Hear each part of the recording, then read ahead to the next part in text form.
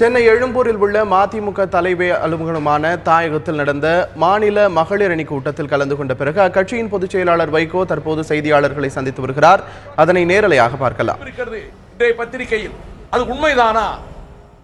அப்படியானால் நீங்கள் உடனடியாக ஏன் எதிர்ப்பு தெரிவிக்கவில்லை?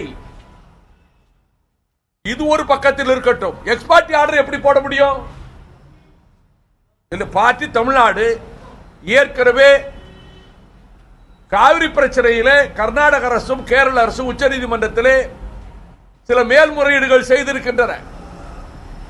காவிரி நடுவர் மன்றத்தினுடைய இறுதி தீர்ப்பின்படி கூட நடுவர் மன்றத்தின் 2.87 டிஎம்சி தண்ணீர் தான் கேரளா இதில் எடுத்துக்கொள்ள முடியும் என்று சொல்லுகிறது.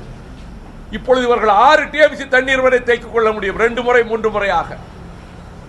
இது மிகப்பெரிய பாதகத்தை ஏற்படுத்தும்.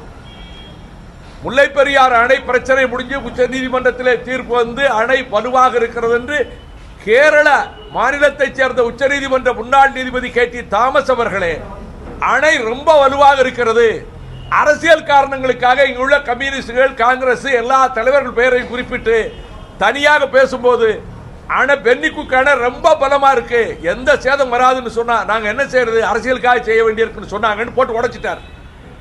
அவருக்கு ரொம்ப கண்டனம் தெரிவிச்சாங்க, அவர் குடும்பம் கொளுத்துனாங்க.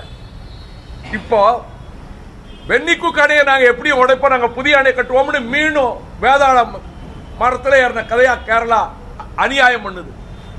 சுப்ரீம் கோர்ட் தீர்ப்பை காலில் போட்டு மிதிச்சிட்டு, இதற்கு மத்தியில் சிறுவாணி ஆற்றுக்கு குறுக்க இப்படி ஒரு அணை கட்டுவதற்கு மத்திய சர்க்கார் முதல் ஃபர்ஸ்ட் டேர்ம்ஸ் ஆஃப் ரெஃபரன்ஸுக்கு கிராண்ட் பண்ணி இருக்கிறது. பச்சை அயோக்கியத்தனம்.